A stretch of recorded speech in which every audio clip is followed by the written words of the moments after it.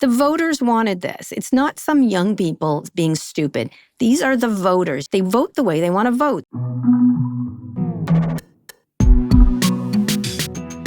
Hi, everyone. This is Pivot from New York Magazine and the Vox Media Podcast Network. I'm Kara Swisher, and I have decamped to Scott's apartment in New York again. And I'm Scott Galloway. This episode is sponsored by IBM. Here I am, squatting. I don't know if you noticed, but I've changed the wireless passcode to please leave soon. No way. Not till you move back, and I may still stay with you when you move back. Yeah, Kara asked me yesterday where she should put her dirty laundry, and I said, in her car on the way home. Kara, welcome. You're welcome. Just hands off the edibles of my granola and my creatine chewables. Other than that, everything's up for I'm grabs. going to use all of them. We're doing some filming here. It's going to be, I'm not going to tell us for what, for the secret. Oh, great. I'm getting a location fee, I assume. What are you filming there? Things, testing. I'm going to do some testing. I'm going to a rave with Louis tonight. I'm going to a rave. That has got to be, you just brought the lame factor of that rave way up. I'm excited. Dancing I'm with sure my you're son. excited. I love you that. and Louis are going to a rave? Yeah, we're going to a rave. It's a health rave, the longevity rave. We're very excited. Okay, so first off, what you're saying is it's not a rave. It's something not that cool that's decided to call itself a rave. Cool. No, it's by the cool people who do the raves, the health daybreak rave? What does that people. mean? I don't know, Scott. I'm going to just film it, and we're going to have to see. You take mushrooms and get a colonic? What No does that mean? drugs. No drugs. There might be a colonic. That might happen. There's ice baths. I don't know. Scott, I'm trying to live in the moment like you tell me to. You're trying to be a good mom? Not just that. Louis is excited. He's very excited. My son is excited. He's excited about a lot of things, including the mayoral race here in New York. But we've got a lot to get to today, including what Zohran Mamdani's mayoral primary win means for Democrats. And President Trump wants to replace Fed Chair Jerome Powell early. Good luck with that. Also, all kinds of things are going on with Trump. He's real mad at the press for not doing his propaganda. Anyway, we'll also talk about who's in the running for that, but other things. So where are you? London? You're in London, right? Yeah, I'm in London. Yeah, I have a really nice life. I'm really blessed. You do, except where are you not now, right now, where you want to be? In Venice. Where I want to be? You want to be in Venice. You still what's happening. Did you see them coming in? Oh, yeah. It's such a bad look. Even though I like a wedding, I like a big, ridiculous wedding, but I got to tell you, it's like, oh, come on. Although Kim Kardashian was wearing a band across her boobs, which I kind of liked, kind of stuff. I didn't see that. All of a sudden, I'm much more interested. Oprah is there already and stuff like that. Yeah. I wish you went. I'm so sorry that I think I had a shot. I was with some guys. I think if I pushed for it, I could have done it. But, I think one of those guys wrote me and said, I'm one of the guys that's going to. Oh, really? Yes. Yeah. Yeah, he's like, I'm like, pictures quietly, just send them to us. That's all. No, this is a flex. Those guys, generally speaking, want to be my friend because they think they're going to win me over. And occasionally they'll reach out to a third party and say, I wouldn't mind grabbing drinks with Scott. And I'm like, fuck no. Yeah. They all go through me. Have you ever noticed that? Everyone wants to meet Scott. But it's so, they all think that everyone's dying to have dinner or drinks. I can't imagine a more boring group of people to hang out with. Bezos, yes, because he's in his midlife crisis. Yeah. And has, a hot woman who must just be magnetic in terms of her personality. Yeah. But the other tech executives that reach out to you and say, I'd like to get a group together to talk about technology. Yeah, vision for technology. Yeah. I'm like, oh my God. They used to do that a lot back in the day. They'd have dinners and they were always really good restaurants. So you were like, Rather manscape with a weed whacker. Yeah, exactly. You know what? The good thing about you not going to that wedding is this is what I imagine happening. You go to the wedding and Lauren falls in love with you. I think it'd be much more interesting if he fell in love with me. We take our honeymoon in Capri and we're spotted rubbing lotion on each other. Wearing a espadrille. All right, we have to get to things. All right, we have to get to real things. First of all, President Trump is doubling down on his claim that the U.S. obliterated Iran's nuclear program. That's in spite of leaked intelligence reports saying the strikes only set Iran back by a few months. Now, these are early intelligence reports, let's be fair. And, we definitely just, I don't know why he's not happy with we did a lot of damage and he did something bold, but he's not. He got testy when an NBC reporter asked about the report during a NATO press conference yesterday. He's railing against the New York Times. He's railing against CNN quite a bit. But let's listen. We're talking about something that took place 3 days ago. I understand that. The report was done 2 days ago. Wait a minute. Yes. They didn't see it. All they can do is take a guess. Now, if you take a look at the pictures, if you take a look how it's all blackened, you know the fire and brimstone is all underground because it's granite and it's all underground. You don't show it.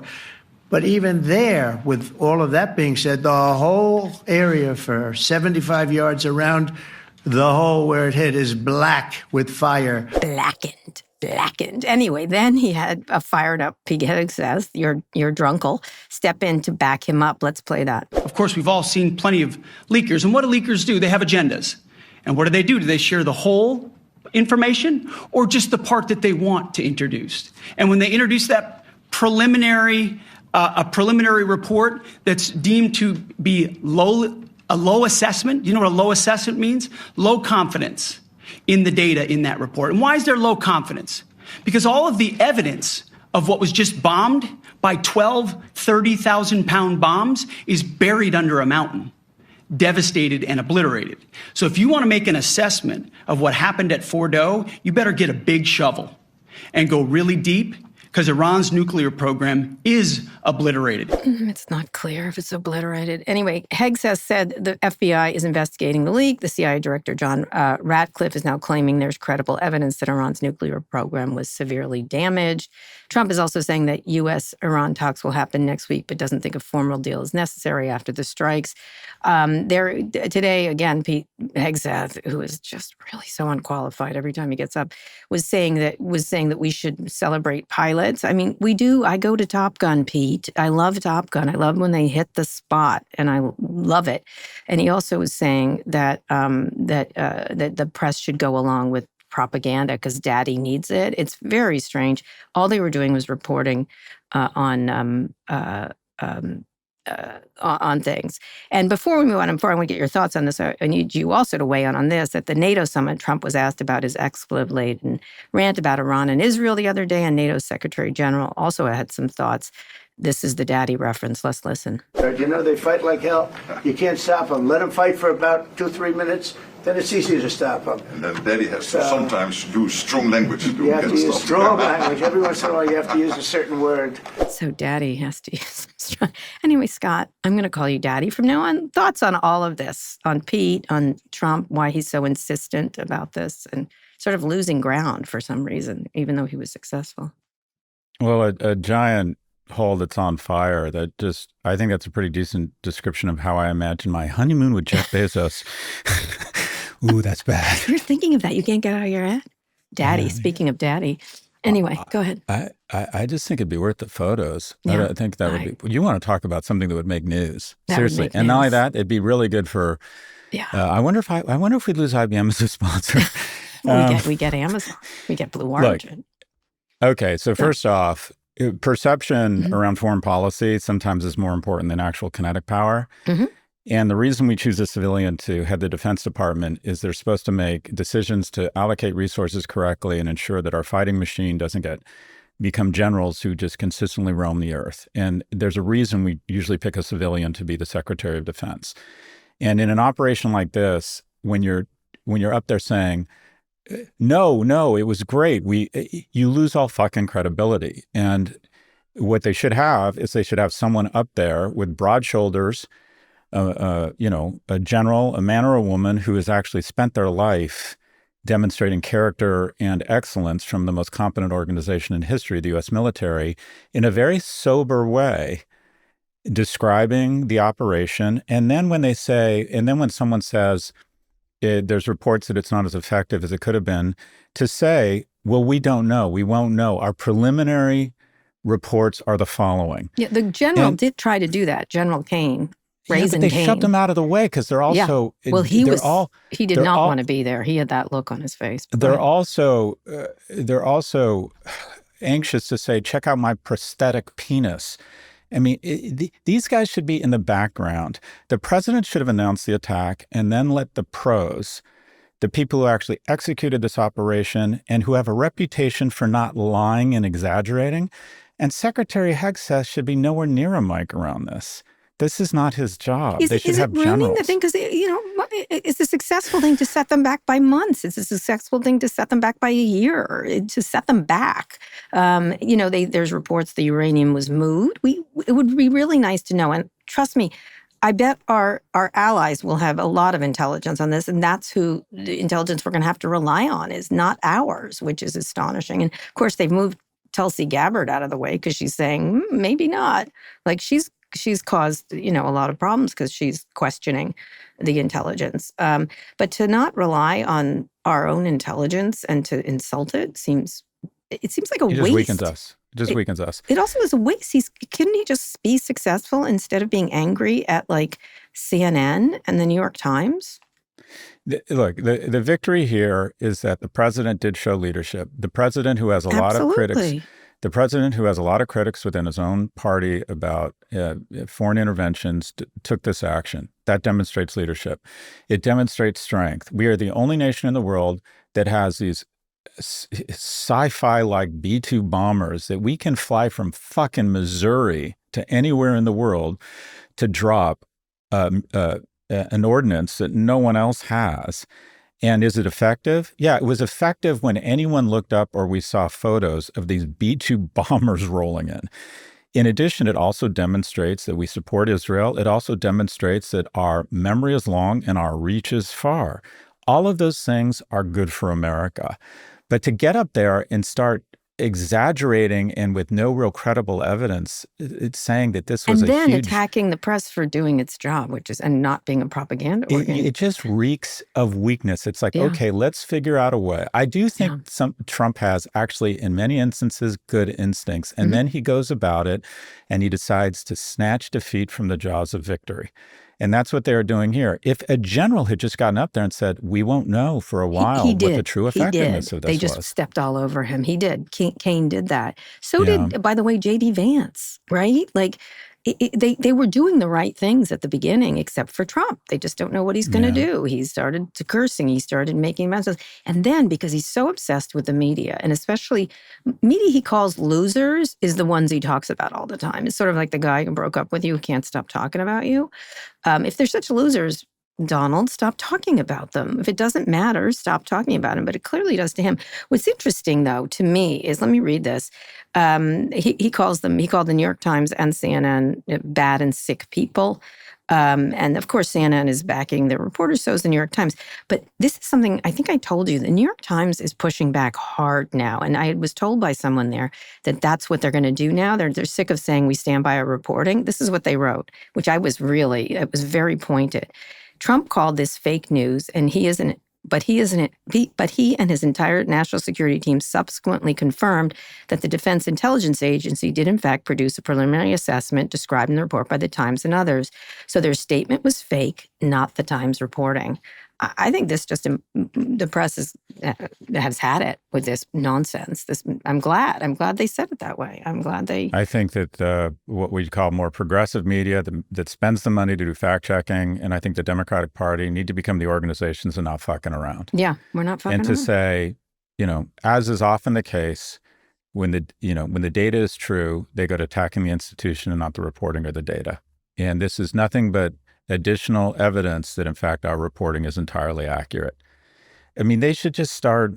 I'm down for this. And I think AG, is that his name, should start hitting back and saying, as is the pattern here. Yeah, that statement was not an AG-like thing, which I'm kind of glad. He's finally like not just sticking up for his reporters, but in general, just say history will show that there's a pattern that the more serious and personal the attacks are, the more accurate the reporting ends up being. Mm-hmm.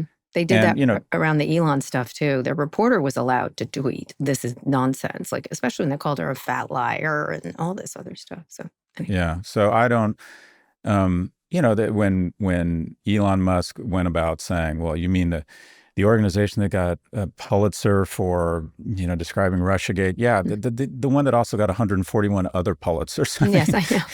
It's ridiculous. I fully embrace this. I am sick of Democrats and progressive media saying we're going to take the high road. Yeah, I don't like fuck that. I like a low road myself. We like a low road. We're low roaders. Low road. Let me, since you're the marketing expert, from a marketing point of view, what would you do here if you were Trump? Besides, you already outlined it. Be quiet. Let the general get up and say it, and let victory just show itself, because people well, Americans don't support this, which is interesting. Polling doesn't, but let the results speak for themselves, right? Correct? That's what you're saying. The most impressive people in boards and the most impressive leaders in a corporate sense are very measured and thoughtful and are the first to say, I can't take credit for that, or I don't know. I think, again, was it General Kane? Mm-hmm, General Kane. These people deal with life and death and the implementation of lethal force. And so when they're asked questions, they take them very seriously, and they want a reputation for truth because they know that other people are willing to put their own, sons and daughters in harm's way based on that they'll get truth back. And in a situation like this, Secretary Hexas should be nowhere near a microphone. He should be Sophia Coppola at the Oscars, and that is chained to her desk at home. I don't know where I got that reference. Anyways. Well, he's going to keep him now because he's Mr. Defensive, even if he looks ridiculous. He's making Trump look ridiculous. You know who was a great Secretary of Defense? William Cohen. Can you imagine Secretary Cohen ever getting up there and trying to exaggerate the impact of a military attack? He would have his generals doing it. Like, forget it. He wouldn't let it happen. Go ahead. President Trump should have just one. We stand by our allies. Mm-hmm. Iran attaining a nuclear weapon is unacceptable in our eyes. That's it. Win. That's it. Win, Trump. That's it. You win. Yeah. And then release a bunch of photos and a bunch of information. Do you realize these B-2s took off from fucking Missouri? I know. And got to Iran. Then he was saying their feelings were hurt. The pilots' feelings were hurt by the press. Yeah, the pilots don't give a fuck. Yeah, they're fine. Top Gun. Sorry, my friends. They don't give a fuck. They're fine. They don't really care. Anyway, speaking of this other thing, President Trump is also having some trouble with his big beautiful bill. He says no one goes on vacation until Congress delivers. He's sticking to that July 4th deadline. I don't know why people make deadlines. I don't like deadlines. I always miss them. Senate Majority Leader John Thune says voting is on track for the end of this week, though major parts of the bill are still being rewritten, and Republicans are divided over key provisions, most of which surrounds Medicaid. They just arrested some people in wheelchairs today for protesting. Medicaid is one of the biggest sticking points, with deficit hawks pushing for deeper cuts, and of course, it's a political nightmare for the Republicans. There's also GOP infighting over the provision that prohibits states from regulating AI during the next 10 years. Marjorie Taylor Greene brought this up. She's absolutely correct. Although it would be great to have a national bill to not create this much chaos. That said, states should be able to do that. I assume they'll get it passed, but will it be reconciled? Or I can't tell from the reporting whether. I assume they always end up passing these things. It's just whether it's going to be acceptable, because a lot of people are speaking up. I'm talking only about the Republicans up against it, and they keep not tapping it down. It seems like. It's just so disappointing that there's not only it's such a cult now, the Republican Party, and also there's such a lack of leadership in the Democratic Party. You would think in the olden times that Tip O'Neill would call, I don't know who, and say, okay, could we potentially wedge off 20 or 30 reasonable Republicans and say, all right, tell you what, we'll help you pass this thing, but we'll go even deeper on the cuts if you match us on revenue increases, on taxes on, our most fortunate, and take the deficit down from $3.5 trillion to $1 trillion. I mean, you'd think there'd just be some people in the middle here that would reach across the aisle and say, here's an idea.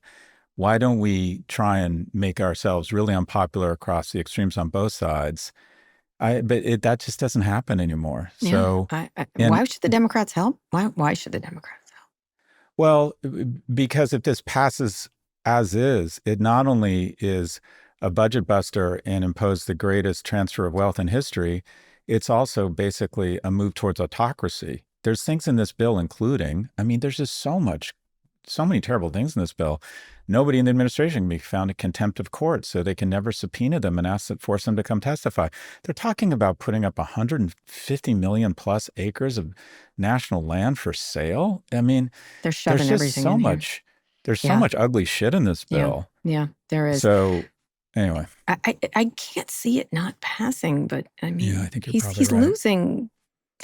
I'm telling you, he's losing the step. He's losing a step. I don't think he has a stranglehold that everybody thinks he does. And I think there's a lot of signs of that, including yelling at CNN. Like, what a waste of his time to yell at CNN.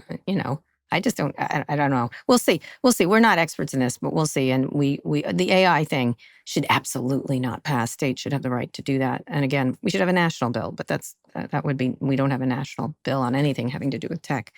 Okay, let's go on a quick break. When we come back, how New York's mayoral primary could rewrite the playbook for Democrats. Support for Pivot comes from IBM. Bigger isn't always better, especially with AI. Supersized models can drain your budget fast. Smaller ones are smart and can help cut AI costs up to 90%. Right-size your models at IBM.com. The AI built for business. IBM. Scott, we're back. It's being called the biggest upset in modern New York City history. I'm not sure about that. By one Democratic strategist, Zohran Mamdani, a 33-year-old state assemblyman from Queens, is poised to win the city's Democratic primary for mayor. His closest opponent, Andrew Cuomo, conceded Tuesday night pretty quickly. It was a blowout. Mamdani, a Democratic socialist, campaigned on New York's affordability crisis. It was very canny. He's a very canny guy, proposing free buses and a $30 minimum wage. You must love that, Scott. And higher taxes on millionaires and billionaires and corporations. Young voters played a big role in this election, with 25 to 34-year-olds comprising the largest share of early voters, although he won in surprising places. Mamdani now heads towards the general election this November, where he'll face current Mayor Eric Adams and possibly Cuomo again, although Cuomo looks like is pulled out because a loser doesn't win. Cuomo is too smart to lose again if the former governor runs as an independent. He's able to, but others like Bill Ackman, as usual, because he's such a crank, thinks there should be a write-in candidate. He's losing his mind because he didn't see this coming, because he's always wrong about everything to do with politics. He's a great investor, but otherwise he's an idiot. Let's listen to some of Mamdani's victory speech from Tuesday night. We have won because New Yorkers have stood up for a city they can afford. A city where they can do more than just struggle. And it's where the mayor will use their power to reject Donald Trump's fascism, to stop mass ICE agents from deporting our neighbors, and to govern our city as a model for the Democratic Party. Really interesting candidate. I think even the Republicans acknowledge, and actually the smartest Republican, I know, Bill Stepien, was like, don't try to dismiss him, but MAGA is melting down over the win, with Laura Loomer, Marjorie Taylor Greene, and others launching xenophobic attacks. They're pretty grotesque. So was Cuomo, by the way, that ad he did. I don't think those work. But talk about this lessons, because this guy could have been really stained by some of his previous tweets and worries about things he had said and with Jewish voters, but a lot of Jewish voters voted for him, which is interesting. Although I have had many people very upset by it. At the same time, I have to tell you, both my sons were very excited, and they zeroed in on the affordability part and about the sensible stuff that he was doing. More than anything. And also, he's a very attractive guy. He's great at social media. He sounds great. He's handsome, et cetera, et cetera. Scott, I'd love to hear. I didn't talk to you about this at all, so I'd love to hear your take. This is a political earthquake, and I got to be honest, and this will piss off a lot of my friends. I think it's hard not to be somewhat inspired by this. And there's a lot of, I personally couldn't help but feel a little bit inspired by some of it. I love a younger generation of voters pushing back on money and the establishment. I mean, Bloomberg gave $8 million to Cuomo. Dan Lowe, Bill Ackman, the Democratic political machine was run over by a populist, younger movement. This was, and to a certain extent, it has echoes of the Trump campaign in terms of tactics, focused on affordability and weaponized social media. So while he was on social media, Cuomo was running TV ads. And just to give you a sense, and didn't do any interviews. This guy was ubiquitous and all over the place. But go ahead. But just to give you a sense for the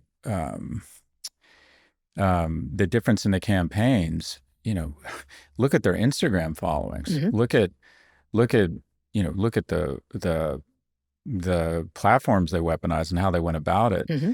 He had a 1% chance, he was polling just at 1% 4.5 months ago. And just as I think that Trump got Carney and the Australian leader elected. I actually think Netanyahu got this guy elected. I think Israel is so unpopular right now amongst. You talked about this last show, the brand. It feels brutal. The brand feels brutal, correct? There's just a general sense that Israel are no longer the good guys or the bad guys, and standing up to them, and he tapped into that anger, is a very effective strategy right now. And so can I ask you, he didn't talk a lot about that, which was interesting. Well, he tried to run from that stuff. But he talked about affordability, and he talked about the minimum wage. One of the ideas, which I don't know what I think about it, the city-run grocery stores, I was like, probably not, but great, kind of interesting idea. Everything, even though if I didn't agree with several of his things, I was like, I like the cut of your jib, like that you're actually thinking of kind of some interesting ideas and stuff. So, well, let's talk about some of his policies. So he wanted to talk about housing, and he wants to talk about, okay, so fine, we have a housing problem, right? One idea makes sense. Constructing 200,000 units of housing over 10 years, you would want to activate and unleash the private sector with tax subsidies and private housing construction. You would want to motivate them through tax subsidies such that more housing development got built. You want to do away with NIMBYism and make it easier to build. At the same time, rent freezes do exactly the opposite. They're populist bullshit, because all you do when you freeze rent is you suppress the desire in the amount of money that goes into new development and new housing. You suppress housing stock. And it's just a transfer of wealth from entrants that can't find a place because there's no new housing to the people who were fortunate enough to move into a rent-stabilized place 40 years ago. So it doesn't work. Universal free childcare, I think it's a great idea, and it shows economic return. And I was happy to pay 13% taxes in New York when I lived there, and one of the reasons I was happy to do that was because, one, it's an amazing city to live in, and two, something that made me feel really good about the city is my son was speech delayed, and the state had a state-sponsored funded program to get these really wonderful young, mostly women, to come into our home and give my kid occupational therapy. And these things pay off, and they make people feel really good about government. Now, quote unquote, city-run grocery stores, it would be hard to think of a more fucking stupid idea. I get that. But go ahead. Well, hold on. But this shit makes no sense. You want the customer service of the DMV with the merchandising of your produce by the IRS.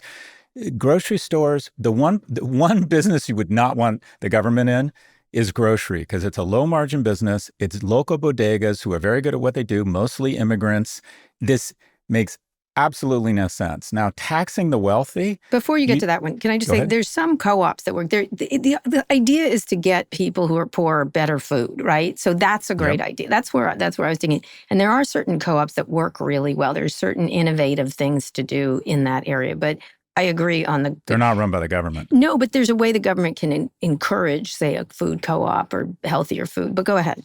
Well, you could do that, but if you want healthier food outcomes, you should just put more money in the hands of poor people so they can find their own food and find and endorse the grocers. Grocery stores operate at like razor thin margins. The notion that the government's going to figure out how to do this better than anyone else is ridiculous. So minimum wage. Free bus, fine. I love $30 an hour minimum wage. I think New York should lead the way on that. I think it's a fantastic idea. You need to see studies around raising taxes on the wealthiest, because what he's talking about is raising taxes 2% on people making over a certain amount of money. Those people would now have an effective tax rate, including federal, state, local, and this additional tax of about 52%. At some point, raising taxes actually does exactly the opposite. It reduces the tax rolls. In terms of, I was quite bothered, quite frankly, by what I feel were some, I won't say anti-Semitic, I'll give him the benefit of the doubt, but some anti-Israel positioning that in his background that made me uncomfortable. Having said that, what I said to my friends last night in a group chat is, I don't really care what a mayor thinks about Israel. I want them to pick up the trash and operate the subway. And I don't think sure, you want to look at their view on international affairs, and New York punches above its weight class. But at the end of the day, it's an operational role. And I got to be honest, I love the idea of young people and a new generation of youth. And by the way, this is a form of revolution. This is young people saying, whatever you folks are doing, the establishment isn't working. And we're picking someone new. And he weaponized newer mediums. He was very good on staying on message and affordability. He's a very attractive candidate. I think who's more freaked out about this is not the GOP, but the Democratic establishment. As they should be. Let me, before we move on his statements, he did go a long way to try to fix that in a lot of ways. And I think one of the things he could do is be a lot, like, give him the minute to try to do something that brings people together, right? Don't assume that what he said as a Queens thing that he might, I think he does understand that he would be the mayor for all of New York. And what to me is interesting is, so you have someone like Daniel Lurie in San Francisco, who I wouldn't say is conservative, but he's much more centrist, right? He's not conservative. And this guy is this. One of the things I find exciting, whatever you think of this, is voters are speaking. And you know, the minute, of course, this happened, my mom goes, I'm selling my apartment in New York as a socialist, because that's what's on Fox News on friggin' like whatever. Whatever. It's so racist over there at Fox News. Can I just tell you, they were, you know this Zohan movie? They're like, he's Zohan. I'm like, Zohan was an Israeli commando. And by the way, he rocked. Like, are you fucking idiots. It's all about rich people trying to manipulate an election and make people of color hate each other. Like, it was like, they just don't even understand their references, but fine. But of course, my mom immediately said, like, I'm going to sell my apartment, which she's not doing. And all I said to her is like, the voters decided what they wanted. Every time Trump wins, you say the voters decided what they wanted. Well, they did. And she's like, oh, that's a good point. Like, the voters wanted this. It's not some young people being stupid. These are the voters. You complain about them voting. They vote the way they want to vote. So respect their vote. Like, whether it's San Francisco bringing in Lurie, whether it's whoever it is, like, it doesn't matter. This is their vote, and they count. And the Democratic establishment trying to shove Cuomo down our throats, and that's a gross thing to think about. What a repulsive, like, thing they did here. Like, so cynical, so repulsive, and so not listening to voters who matter, who really matter. Yeah, he's going to run up against some blocks there. So first off, it's not a fait accompli. If you look at the numbers, I think there's about 4 million registered voters. He got about 400,000 votes. So he literally got 10% of the registered vote. There is an opportunity for Eric Adams, potentially, if also enough people. Repulsive. Yeah, he's got his own issues. This was a real anomaly. But it's not, the speculation sites are saying it's a 70% chance of winning right now in the general. But on the whole, look, America has to deal with the fact that the following, in my view. Young people have had it. Young people have said, okay, I see all of this prosperity. I see all of this obsession with wealth. I feel like every streaming media program, whether it's Sirens or Friends and Neighbors and social media, is just wealth porn being rubbed in people's faces all fucking day long, where it's impossible to feel like, okay, I'm only making $150,000 a year and living in Brooklyn, and I'm broke. And every day it's just being shoved in my face that I am failing, and it is so goddamn expensive. And these rich guys are at the trough. And meanwhile, Bloomberg's giving $8 million to a candidate who was resigned from office in disgrace. I'm voting. I got to be honest. A lot of what this guy has said is deeply troubling to me. Having said that, I like a new generation of voters in a populist way, just rolling right fucking over wealthy people who think they can buy incumbency. I thought it was, he is not my candidate. Some of his ideas make no sense, and they will not get through the assembly or whoever Cuomo, the governing body is. His ideas, he doesn't even live here. Like, it doesn't even live in New York, which is even worse. He was not a good candidate. A good candidate. I would support, anyone I support means they're not going to win. I was supporting a guy named Whitney Tilson, who's just a blocking and tackling smart guy and a good man and good on the issues. This guy captured lightning in a bottle. I think young people are saying we're fed up. I think this guy absolutely weaponized social media. And the fact that someone can get this far on ideas, on sheer force of character, he was fucking genius. For the rent freeze thing, which by the way is a shitty idea, he jumped into the freezing water. You're not going to see Cuomo do that. Did you see the halal, the $10 halal? That was fantastic. These are the 4 bills that are sitting in the city council right now. which would give these vendors their own permits and make your halal more affordable. But Eric Adams hasn't said a single word about them. If you own the permit, then how much would you charge for the plate? $7. $8. $8. Would you rather pay $10 for a plate of halal or $8? $8. $8. I think $8 is the way to go. If I was the mayor, I'd be working with city council from day one to make halal $8 again. Oh, how would it taste? Tastes like $10, but it should be $8. It was so smart way to talk about affordability. It was so substantive in the silliest way, but it was hysterically funny and so enjoyable. Two very quick things that I'd love to get your thoughts on, then we got to move on. But immigrants, there's a story right now. Immigrants are driving population growth across America.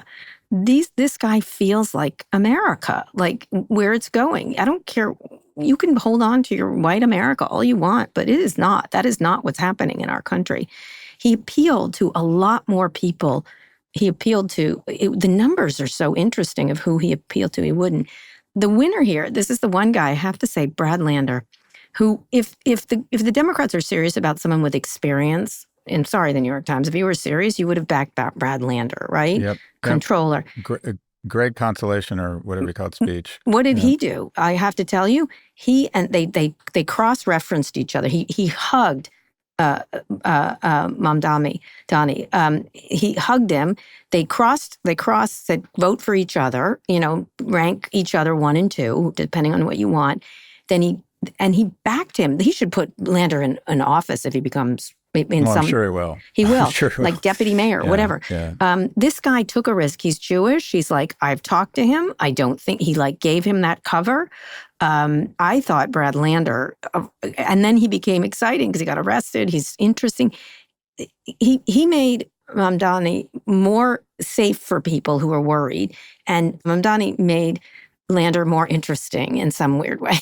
So I love that pair. I love that pairing of the two of them. Yeah, it's an interesting peanut butter and chocolate. Look, if it's a choice between, and I actually like Andrew Cuomo. I met him on Bill Maher. I actually thought he seemed like a competent, decent man to me. I think he would have been a competent, decent mayor. But if the decision was between a candidate backed by the establishment who looked at the mayor's mansion as rehab for his political reputation, such that in 18 to 24 months he could enter into consensual hallucination with his staff and announce his run for presidency, which is, I think, exactly what he was planning, or a 33-year-old that energizes young people and brings some fresh new ideas, some of them naive, some of them won't work, I'm cool with the 33-year-old. I think this is somewhat inspiring.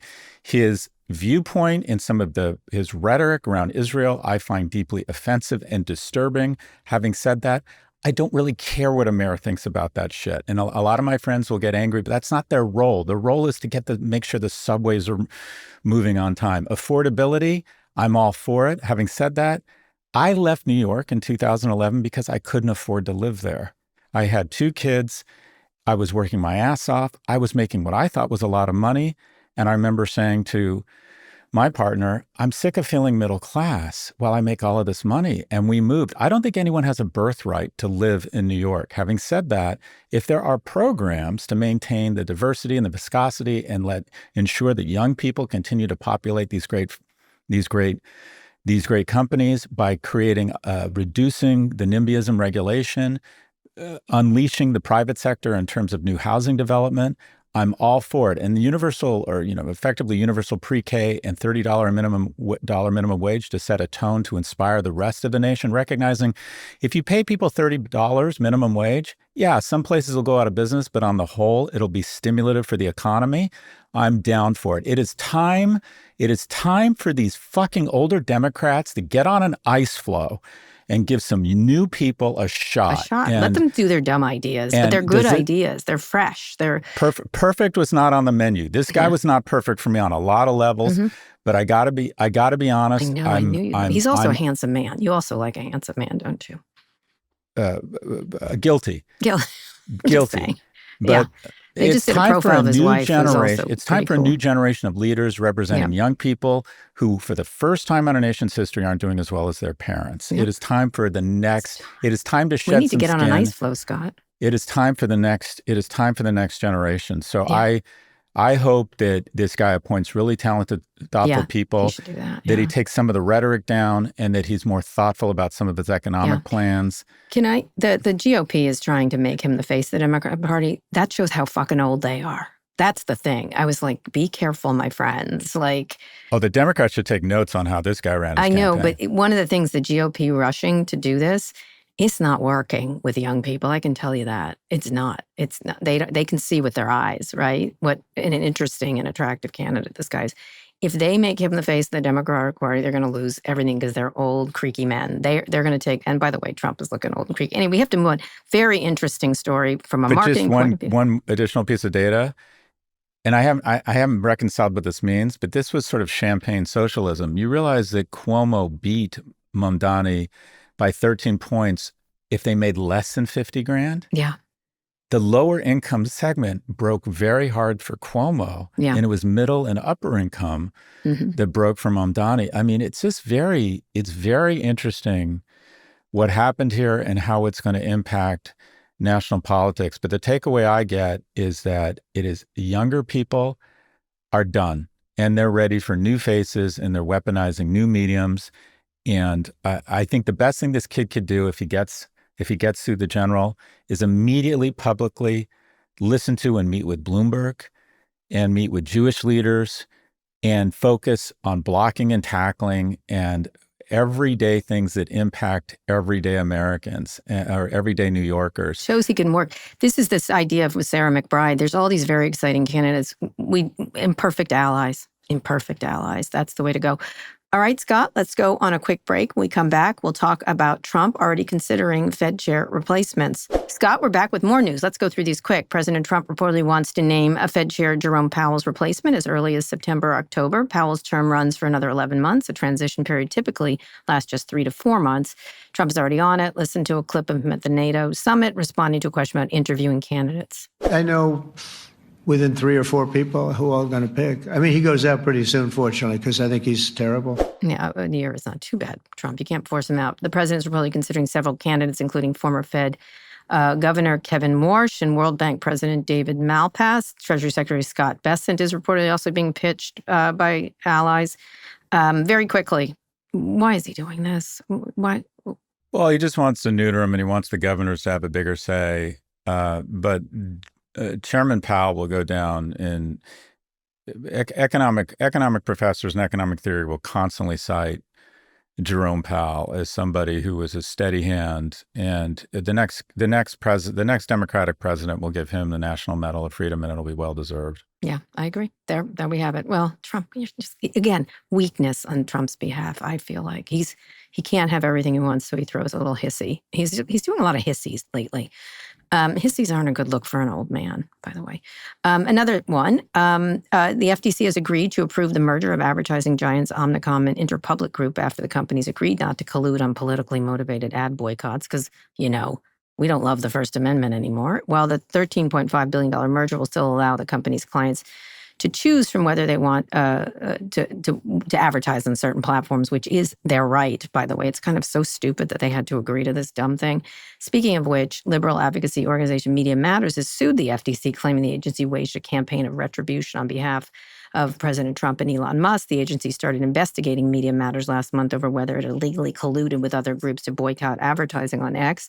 Again, I'm glad they did that. I think it's really kind of grotesque that they aren't letting advertisers decide where they, even if they're talking together. Who cares? It's the First Amendment. I don't know what else to say about these two cases. You may have some thoughts about Omnicom and Interpublic doing this. They just had to kind of do it just to get the thing approved, I assume. Omnicom and IPG tying up, it's literally the second lamest wedding of the weekend. I mean, these are the reality is, and I'm a can, and they're unimportant companies. Yeah. Palantir will lose or gain the market cap of these companies in the next week. Yeah. Mm-hmm. They're just not, they're a shadow of themselves. The conglomerate model no longer works. 1.5% of GDP goes to marketing. And it's all, every year, more and more of it goes to the guys we talk more about. Mm-hmm. And these folks, the fact that the FTC wanted to get in the way of this merger was insane. These guys, this is about survival. These guys need to consolidate, cut back office, do some spins. Figure AI out. And it's tactical and not that important, but it's interesting. Publicis has actually done a better job than Omnicom, IPG, or WPP by embracing technology. They have Epsilon, they have Sapient. They've done actually a pretty good job, and now their market cap is worth more than I think the other three combined. But this is an industry that we talk about as if it's important, and it's not. It employs a decent number of people. The ad industry played a really important role in the advancement of women. It was one of the initial industries to have female CEOs. Shelley Lazarus, the character that Peggy plays in Mad Men, was actually a really important woman. It was one of the industries that figured out and elevated women to their natural ability, as opposed to. Let me put it this way: the glass ceiling was still there, but it was higher in the communications industry. It's been an important industry for the United States, but these companies need to consolidate just to survive. The idea of, I can't imagine a worse job than being a salesperson for X right now. Yeah. Well, speaking of which, what do you think about this idea that the FTC, this guy who runs the FTC is such a clown? It's just ridiculous. He's like a errand boy for Trump, from Daddy Trump. Not for Trump, for Musk. Musk's hands is so far up his ass, if he opens his mouth, you can see Elon's palm right now. Yeah. The notion that you are, what about that black hole on fire? Black hole. Come visit us at our wedding. If I was on a honeymoon with Jeff Bezos, you would absolutely show up. I have no doubt. Okay.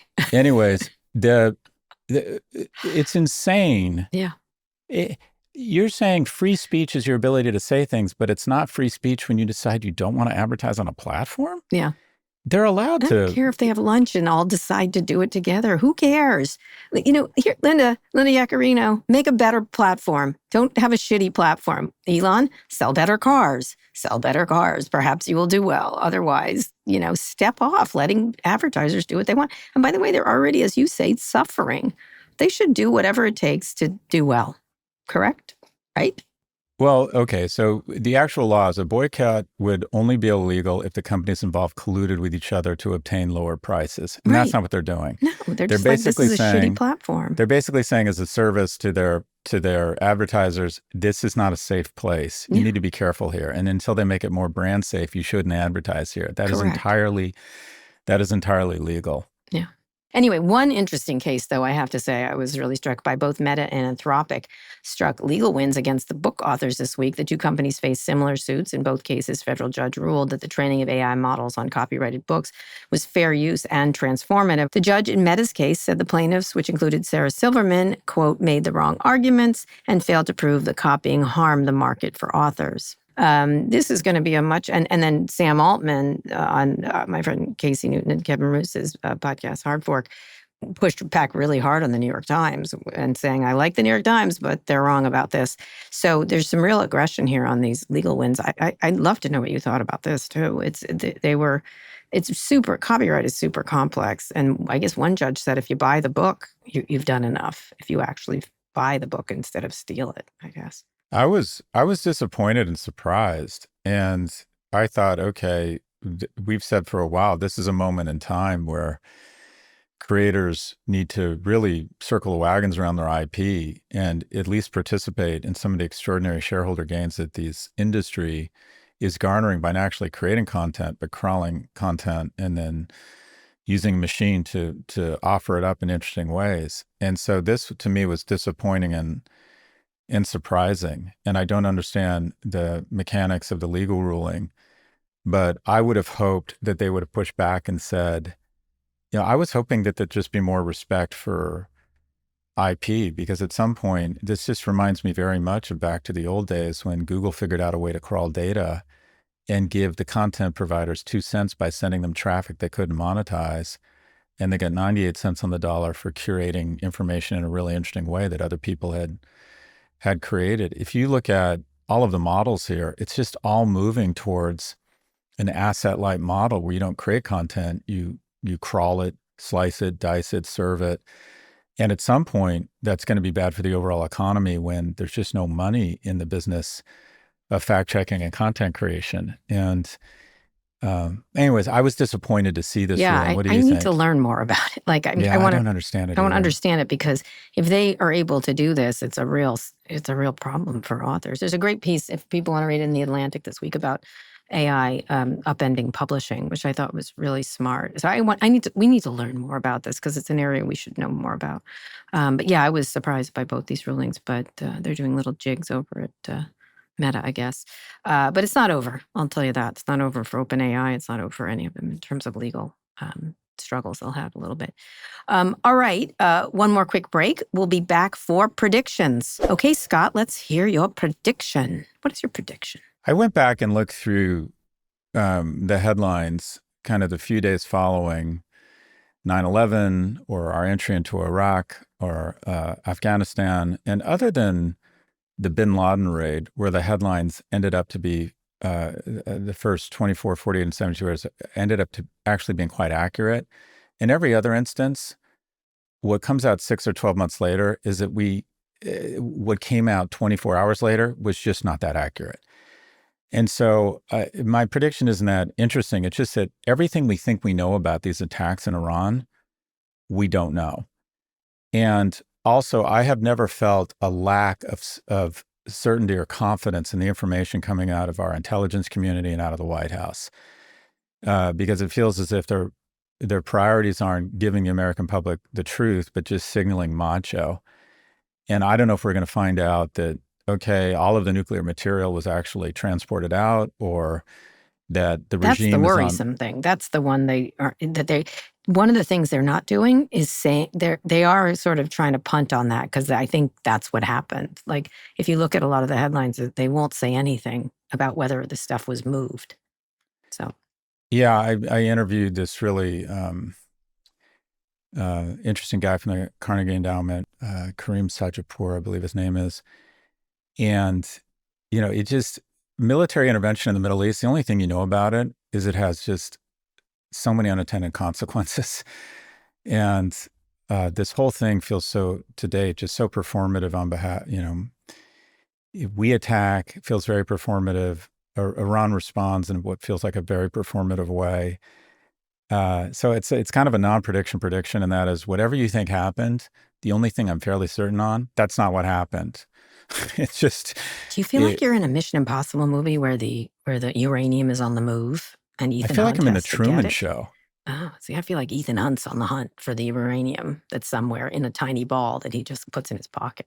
That kind of. But think about the situation. It's an 86-year-old theocrat who knows he could be killed at any moment in a bunker. They've had to shut down the internet because they can't communicate with each other. Mm-hmm. And at the same time, we have Netanyahu, who is running to stay out of prison. And he's decided the way he does that is to be on a constant war footing, pulverizing and creating what is arguably, at this point, unnecessary death and destruction in Gaza that gets likely played a role in the mayoral election in New York. I mean, or the fact that we probably wouldn't have gone into Iran to bomb these nuclear sites had the Ukrainian army not been so successful against defanging Russia, who would have still been in Syria and created more. He was going to do that in 24 hours, Scott. I mean, 24 hours. The Remember? Game theory here in the scenarios are just so crazy. And what I wonder, I know the military does this. Is there anyone with like a big whiteboard in the Defense Department or the Secretary Hegseth that is actually gaming all of this out? Do they actually think through this stuff? Gaming. He couldn't play like war. It was a non-prediction. Actually, that wasn't good. I'll do another quick one.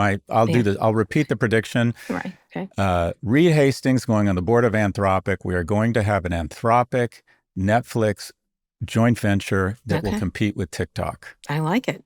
Yeah, I saw some other analysts note that TikTok's got to reach down into the YouTube, in the TikTok and YouTube categories. They've got to start really, the growth isn't going to come from their regular business, but they have to really do both YouTube and small stuff. And I thought I was like, oh, Scott said that already. I already knew that. Anyway, good one. All right. We want to hear from you. Send us your questions about business, tech, or whatever's on your mind. Go to nymag.com/pivot to submit a question for the show, or call 855-51-PIVOT.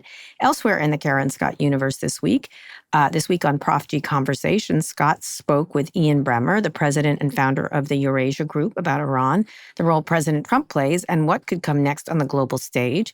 Let's listen to a clip.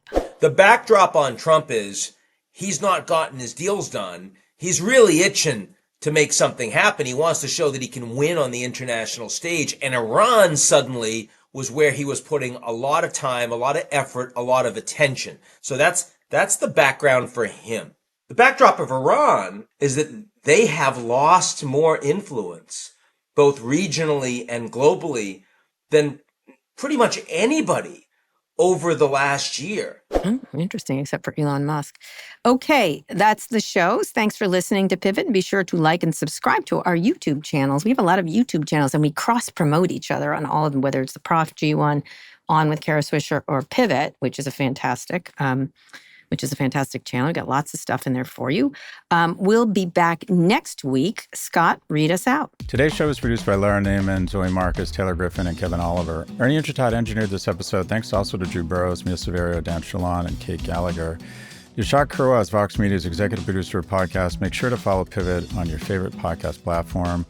Thanks for listening to Pivot from New York Magazine and Vox Media. You can subscribe to the magazine at nymag.com/pod. We'll be back next week for another breakdown of all things tech and business. The wedding is going to span 3 days, Kara, because when you're worth $215 billion, why have a reception when you can have a small economic summit? That's no good. Venice is hosting Bezos, where locals protest over tourism. It's like complaining about traffic while driving a monster truck to the complaint meeting.